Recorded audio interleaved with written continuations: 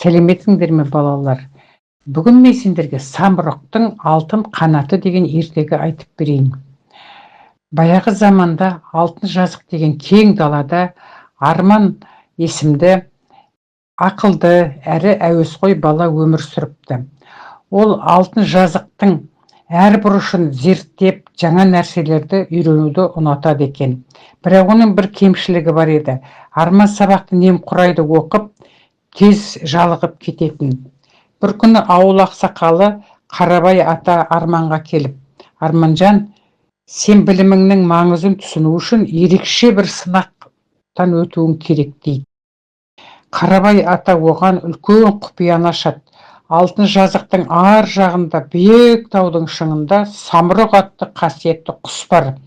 Оның алтын қанатында әркімнің өмірлік армандарын орындауға мүмкіндік беретін сиқырлы сөздер жазылған.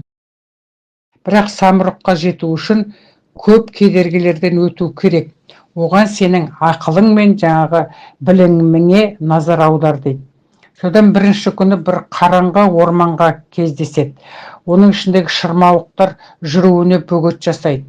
Осы кезде ол өзінің өсімдіктер әлемінен оқыған шырмауықтың ең нәзік жерін тауып алып, шешіп, содан өтеді.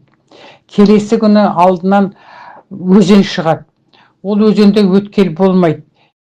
Осы кезде ол өзінің геометриядан оқыған үшбұрыштың принципін есіне алып, ағаштан сал жасап, өзеннен өтеді. Сөйтіп биік таудың басындағы самұрық құсқа жетеді. Самұрық құс: "Ой, Арманжан, сен маған келу үшін сабыр мен біліміңді қолдандың ба?" деп сұрайды. Арман жолда кездескен барлық қиындықтарын айтып береді. Самұрық құс Арманға риза болып: "Білім нағыз байлық.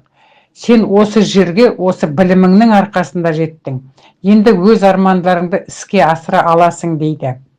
Самұрық құс өзінің алтын қанаттарын жайып, сиқырлы сөздерді Арманға оқытады. Сол күннен бастап Арман білімге ықыласпен қарап, бәрін мұқият үйренуге тырысады.